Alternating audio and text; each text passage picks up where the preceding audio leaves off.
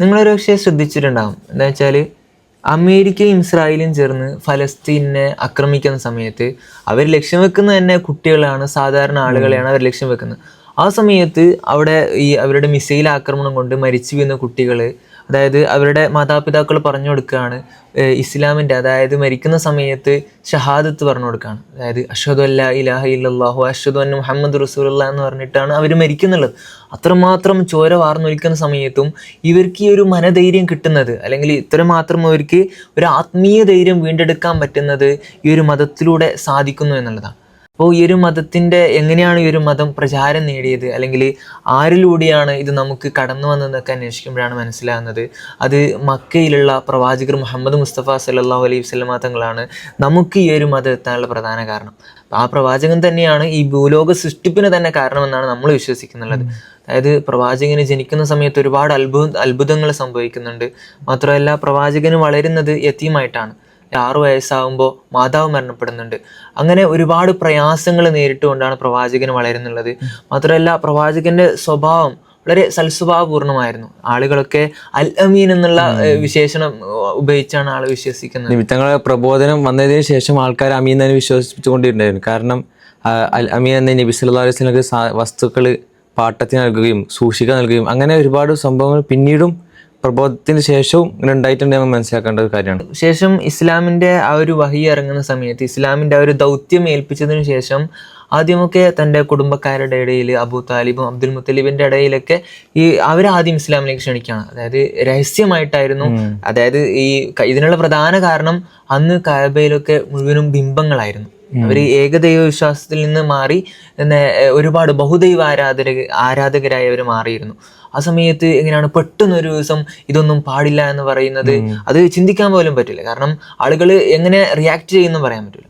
ആ സമയത്ത് ആദ്യം രഹസ്യമായിട്ട് ആളുകളൊക്കെ പറഞ്ഞു. ശേഷം ഉമർ റളിയല്ലാഹു അൻഹു പരസ്യമായിട്ട് പ്രഖ്യാപിക്കുകയാണ്, ഞാൻ ഈ ഒരു ഇസ്ലാം മതം സ്വീകരിച്ചിരിക്കുന്നു എന്ന് പറഞ്ഞതിന് ശേഷമാണ് പിന്നീട് ഈ ഒരു ഇസ്ലാം മതം പ്രവാചകർ പരസ്യമായി പ്രഖ്യാപിക്കാനും അതേപോലെ തന്നെ പ്രചരിപ്പിക്കാനും ആരംഭിക്കുന്നുള്ളത്.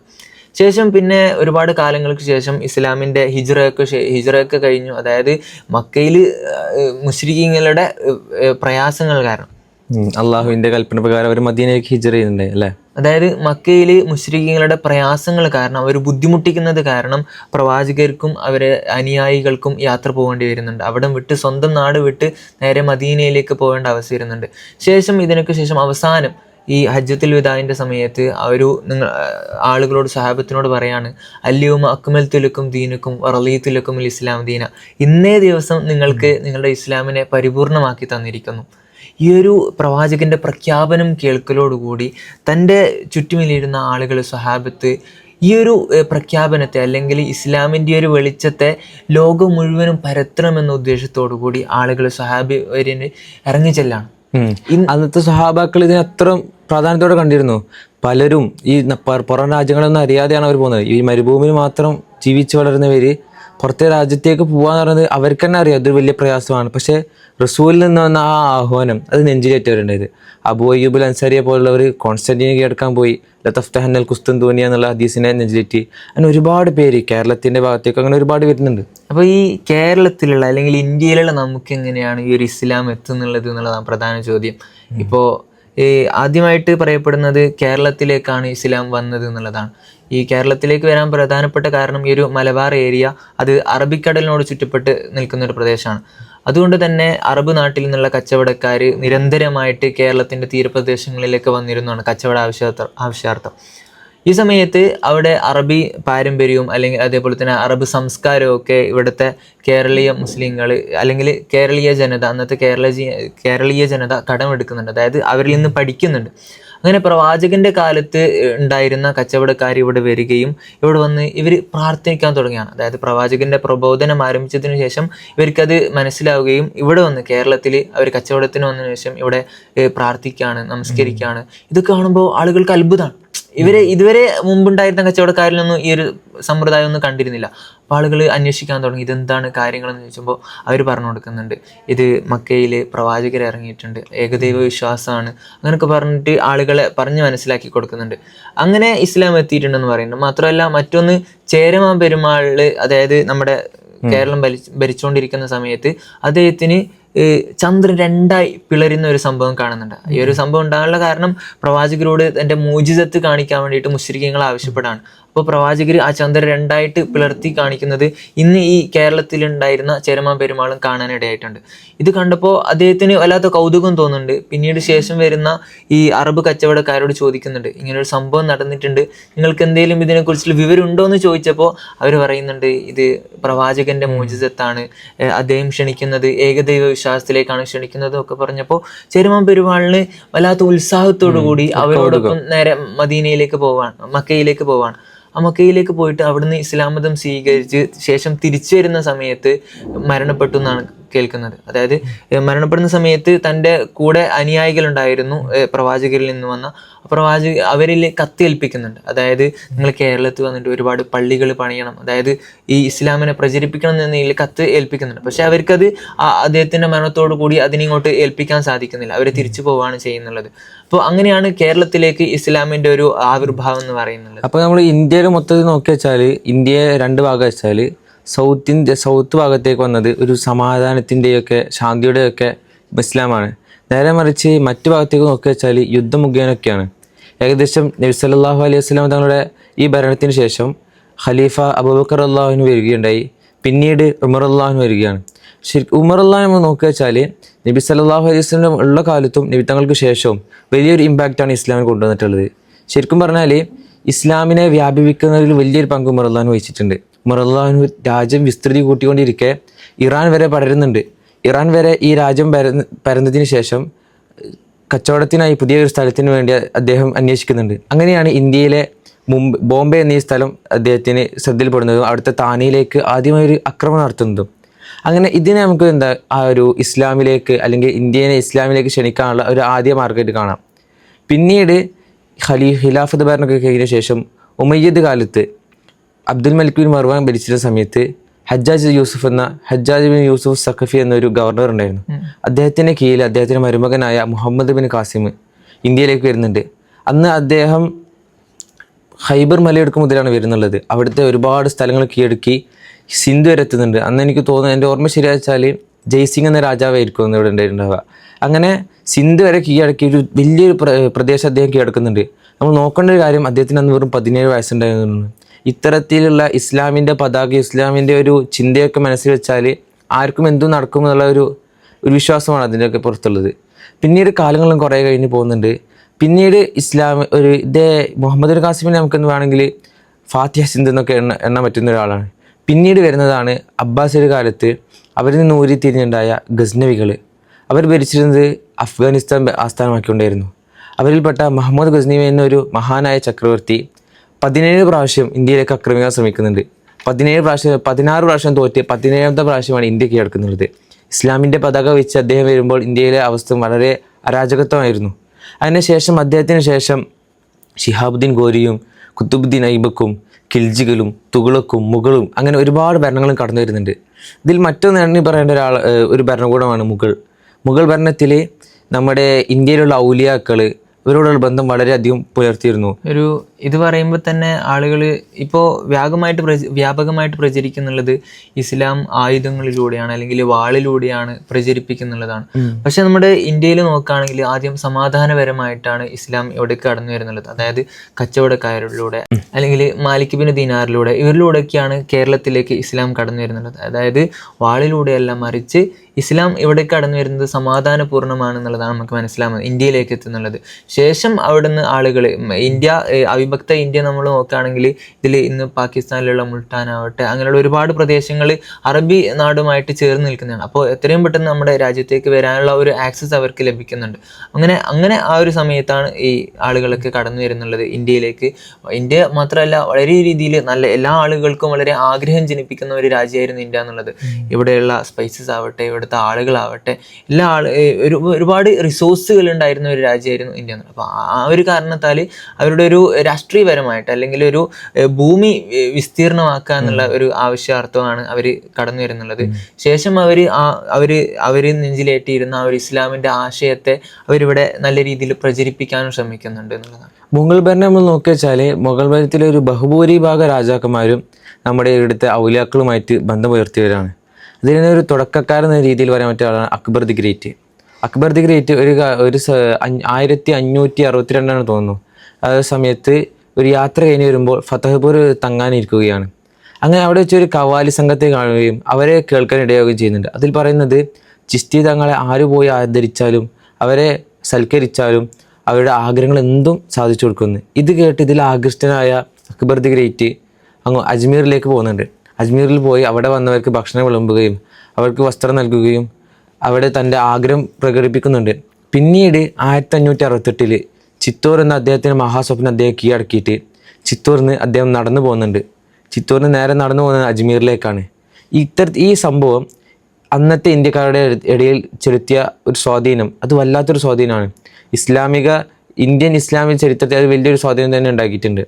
അക്ബറിനെ പോലെ തന്നെ മുകളിലെ ഓരോ ഭരണാധികാരികളും ജസ്തി തങ്ങളെ നല്ല രീതിയിൽ പരിഗണിച്ചു. ജസ്തി തങ്ങൾ എന്ന് പറയുമ്പോൾ ഓരോ ഔലിയാക്കളെയും അന്നത്തെ ഉണ്ടായിരുന്ന ഓരോ ഔലിയാക്കളും അവരുടെ സഭകളിലേക്ക് ക്ഷണിച്ചു വരിച്ച് അവർക്ക് പാരിതോഷികങ്ങൾ നൽകുമായിരുന്നു. കാരണം അവർക്ക് അത്രമാത്രം പ്രാധാന്യം അർഹിക്കുന്ന ആളുകളായിരുന്നു അന്നത്തെ ഔലിയാക്കൾ മുഗൾ ഭരണകൂടം കണ്ടിരുന്നത്. അപ്പോൾ ഈ ജിസ്തി തങ്ങളെ പറഞ്ഞപ്പോൾ ജിസ്തി തങ്ങളേക്ക് ഇവിടേക്ക് ഇന്ത്യയിലേക്ക് എത്താനുള്ള പ്രധാന കാരണം പറയുന്നത് ജിസ്തി തങ്ങളെ തൻ്റെ 20 വർഷത്തെ ശിഷ്യത്വത്തിന് ശേഷം നേരെ കഅബയിലേക്ക് ചെല്ലാണ്.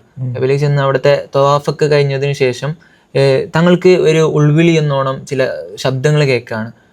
ഓ മുഈനുദ്ദീൻ, നിങ്ങൾക്ക് ഇന്ത്യയിലെ അതായത് ഹിന്ദിലെ അജ്മീർ എന്നൊരു പ്രദേശം നിങ്ങൾക്ക് വേണ്ടി കാത്തു നിൽക്കുന്നു, അതായത് അവിടുത്തെ അധികാരങ്ങൾ നിങ്ങൾക്ക് വേണ്ടി കാത്തു നിൽക്കുന്നു എന്ന് പറഞ്ഞിട്ട് തങ്ങൾക്കൊരു ഉൾവിളി കേൾക്കുകയാണ്.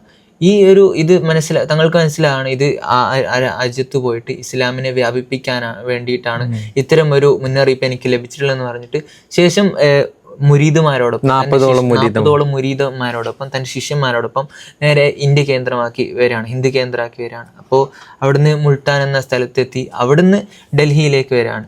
ഡൽഹിയിലേക്ക് വന്ന് അന്ന് ഇവിടെ ഭരിച്ചിരുന്നത് പൃഥ്വിരാജ് ചൗഹാൻ അദ്ദേഹമായിരുന്നു ഭരിച്ചിരുന്നത്. അദ്ദേഹത്തിന് ഒരുപാട് വർഷങ്ങൾക്ക് മുമ്പ് തന്നെ അദ്ദേഹത്തിൻ്റെ സഭയിലുണ്ടായിരുന്ന ആളുകൾ മുന്നറിയിപ്പ് നൽകുന്നുണ്ട്. ഒരു ഫക്കീർ, അറബ് നാട്ടിൽ നിന്നൊരു ഫക്കീർ ഈ രാജ്യത്തേക്ക് വരാനുണ്ട്. അദ്ദേഹം നിങ്ങളുടെ അധികാരങ്ങൾ ആളുകൾ അദ്ദേഹത്തോട് കൂടുതൽ അടുക്കുകയും അദ്ദേഹത്തെ കേൾക്കാൻ ആരംഭിക്കുകയും തുടങ്ങുമെന്ന് പറഞ്ഞിട്ട് അദ്ദേഹത്തിൻ്റെ സഭയിലുണ്ടായിരുന്ന ജ്യോത്സ്യന്മാർ അദ്ദേഹത്തിന് മുന്നറിയിപ്പ് നൽകുന്നുണ്ട്.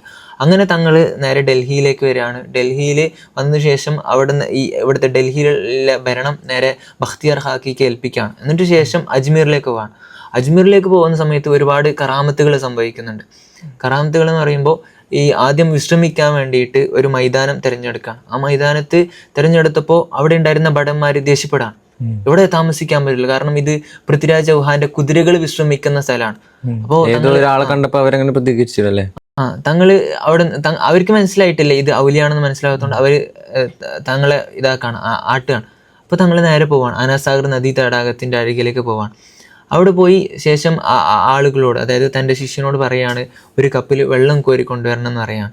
അതായത് ആദ്യം അവർ വെള്ളം എടുത്ത സമയത്ത് അവിടെ നിന്നും ആളുകൾ അവരെ ആക്രോശിച്ചിരുന്നു. അതായത് ഇവിടുന്ന് വെള്ളം എടുക്കാൻ പാടില്ല, ഇത് രാജാവിന് ആവശ്യമാണെന്ന് പറഞ്ഞപ്പോൾ തങ്ങൾ എന്ത് ചെയ്തു, ഒരു കപ്പിൽ വെള്ളം എടുക്കാൻ കൊണ്ടുവന്നു. ആ കപ്പിൽ വെള്ളം എടുത്തപ്പോൾ ആ നദിയിലെ വെള്ളം മുഴുവൻ വറ്റാണ്.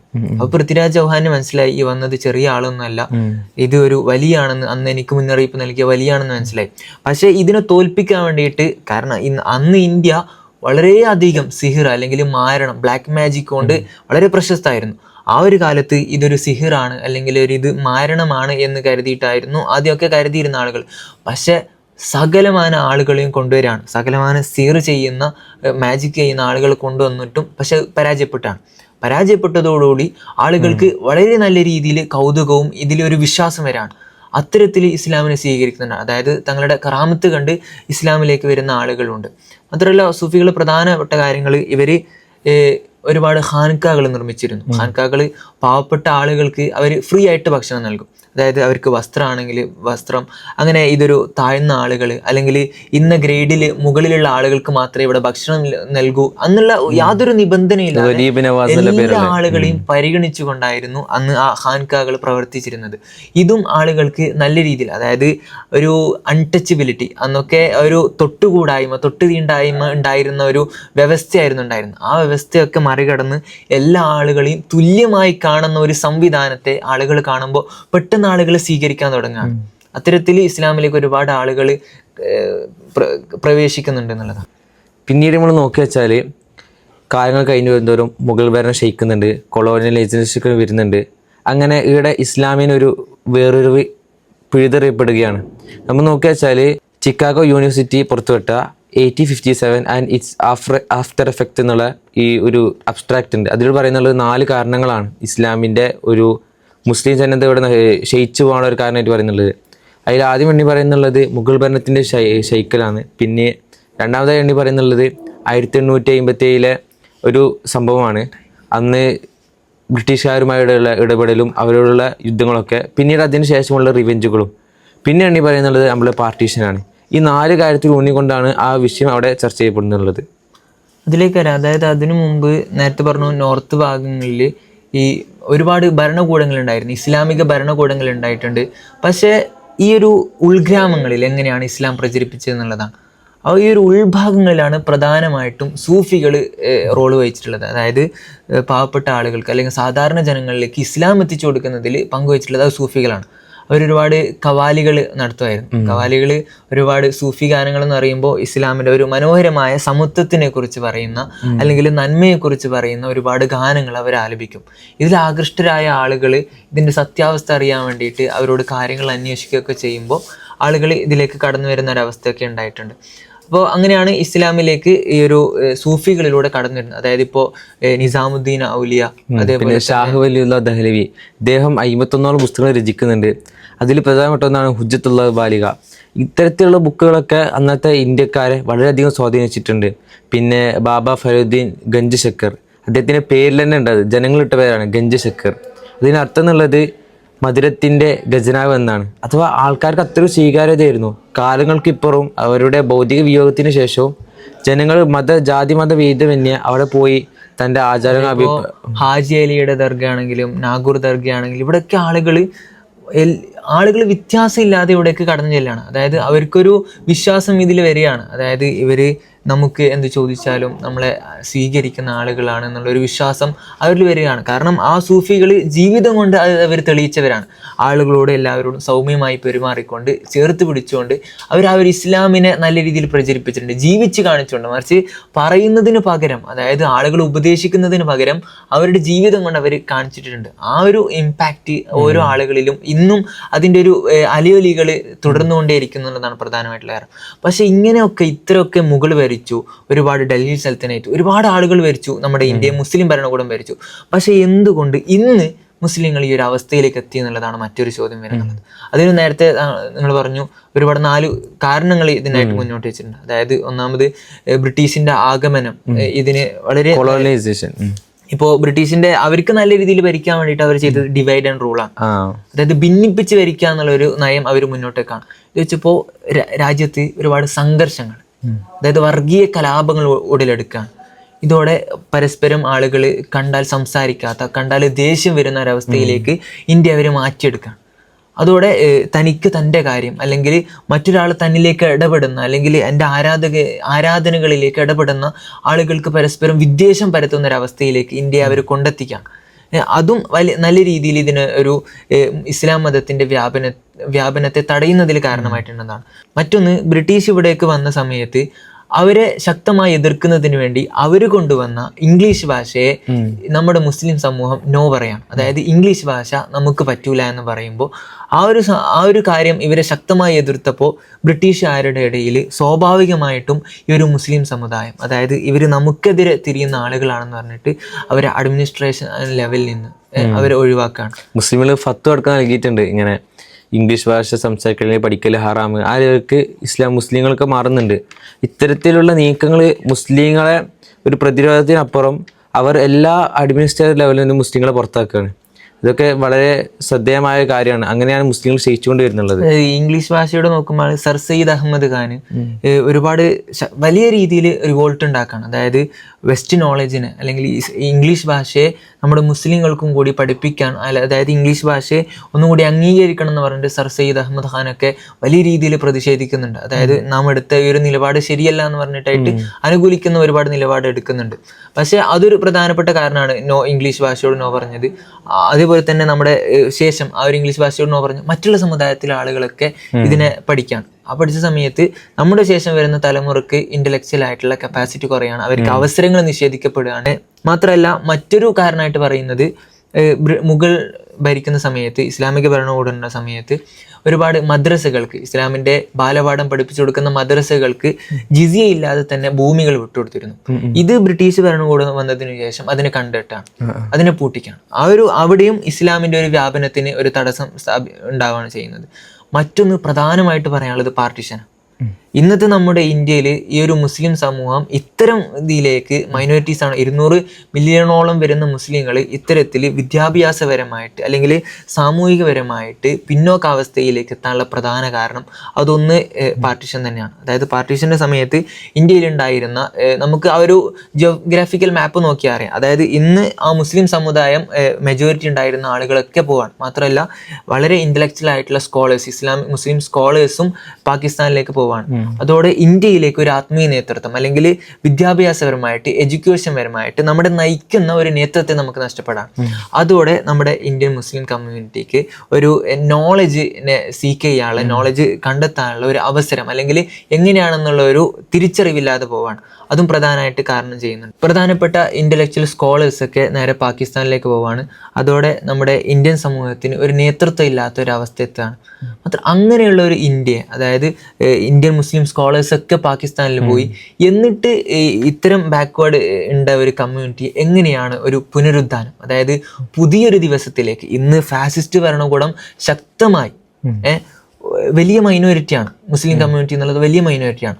ആ മുസ്ലിം മൈനോറിറ്റിക്കെതിരെ ശക്തമായ എതിർപ്പുകൾ ഒരുപാട് ലോ ബേസിൽ, അതായത് നമ്മൾ വഖഫ് ബില്ല് നമ്മൾ കണ്ടതാണ്, NRC/CAA പോലുള്ള ഒരുപാട് മുസ്ലിങ്ങളെ ഇവിടുന്ന് അവർ പ്രധാനമായിട്ട് പറയുന്നത് മുസ്ലിം സമൂഹം അത് നുഴഞ്ഞു കയറി വന്നവരാണ്.